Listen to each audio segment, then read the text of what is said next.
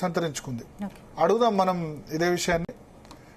దేశపతి శ్రీనివాస్ గారు ఉన్నారు మనతో పాటు. సో టిఆర్ఎస్ పార్టీకి ఒక విధంగా స్థాపన నుంచి కూడా ఆయన పార్టీతో వెనంటూ వస్తున్నారు. బిగ్ త్రీ కేసీఆర్, కేటీఆర్, హరీష్ రావు ముగ్గురు కూడా ఆయనకు సన్నిహితులే. సార్ ఏం చెప్తారు? మొన్న హరీష్ రావు స్టేట్మెంట్ను మీరు ఎట్లా విశ్లేషిస్తారు? ఇవాళ మళ్ళీ కేటీఆర్ వెళ్లి హరీష్ రావు కలవడాన్ని ఎట్లా చూస్తారు? ఒక ఉదాత్తమైన ఉద్యమంలోంచి ఎదిగి వచ్చిన నాయకులు కేటీఆర్ అయినా హరీష్ రావు గారైనా, వాళ్ళు పార్టీ ప్రయోజనాలకు మించి మరో ప్రయోజనాలు ఆశించే వ్యక్తులు కాదు ఇద్దరు కూడా. వాళ్ళ మధ్య ఎప్పుడూ ఒక ప్రేమపూర్వకమైనటువంటి బంధం ఉంది, ఒక హుందాతనంతో కూడిన అనుబంధమే ఉంది తప్ప బయట అందరూ ఊహిస్తున్నట్టుగా చాలా అల్పమైన విషయాలకు సంబంధించినటువంటి ఒక పోటీ గాని, ఒక రకమైనటువంటి స్పర్ధ గాని, లేదా కొంత ప్రత్యర్థి భావన గాని వాళ్ళ మధ్య ఎప్పుడు లేదు. బయట మాత్రం ఆ ఊహాగానాలు ఎప్పుడు చెలరేగుతూ వస్తున్నాయి.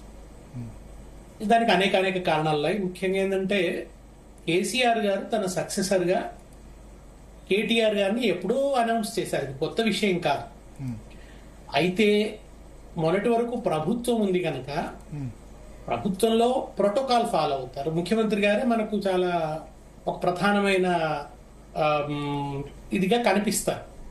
ఓ ఫ్లెక్సీ పెట్టినా, ఓ ప్రోగ్రామ్ చేసినా, ఏం చేసినా ముఖ్యమంత్రి గారి ఫోటో ఘనంగా ఉంటుంది. మిగతా అందరు మంత్రుల మర్యాద ఎలా ఉంటుందో అలాగే కేటీఆర్ గారి మర్యాద కూడా అట్లాగే ఉంటుంది. కానీ ఇవాళ ప్రతిపక్ష సందర్భం, పార్టీ యాక్టివిటీ ఎక్కువ ఉన్నప్పుడు పార్టీ వర్కింగ్ ప్రెసిడెంట్ గా ఆయన ప్రాధాన్యతని కొంత మనకు పెద్దదిగా కనిపిస్తుంది. ఓకే, కానీ మీరు ఒక మాట అన్నారు, సక్సెసర్ గా ఎప్పుడు అనౌన్స్ చేశారు అని చెప్పి. ఎప్పుడు కొత్త విషయం కాదు అది. అంటే డైరెక్ట్ గా అనౌన్స్ చేయలేదు కదా సక్సెసర్ అని చెప్పి. ఇప్పుడు వర్కింగ్ ప్రెసిడెంట్ గా ఆయనని చేయటం అనేది ఒక రకంగా సంకేతమే కదా. అప్పుడు 2019 అదేమీ దాచుకున్నదేం లేదు. తర్వాత హరీష్ రావు గారు ఈ మాట కూడా, కేటీఆర్ గారు ముఖ్యమంత్రి అయినా ఆయన మంత్రివర్గంలో నేను మంత్రిగా ఉండడానికి సదా సిద్ధంగా ఉంటాను, నాకు ఎటువంటి ఈగోస్ లేవు అని చాలా స్పష్టంగా ఆయన అధికారం ఉన్న సందర్భంలో కూడా ప్రకటించారు.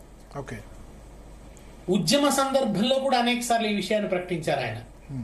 ఇవాళ ప్రతిపక్షంలో ఉన్న సందర్భంలో అదే మాట చెప్పినాడు. హరీష్ రావు గారి స్టాండ్ లో ఎప్పుడూ మార్పు లేదు. హరీష్ రావు గారు ఎప్పుడు మాట్లాడినా కేసీఆర్ గారి మాటే నాకు వేదం. బహుశా మీరు కూడా మొన్నటి రజతోత్సవ సభ ముందు ఒక ఇంటర్వ్యూ తీసుకున్నట్టున్నారు, ముందో తర్వాత. దాంట్లో ఆయన చాలా స్పష్టంగా అదే విషయం చెప్పారు. ముందేనా 2 months బిఫోర్ 2 months బిఫోర్ మీరు తీసుకున్నారు. దాంట్లో కూడా ఆయన అదే మాట చెప్పినారు.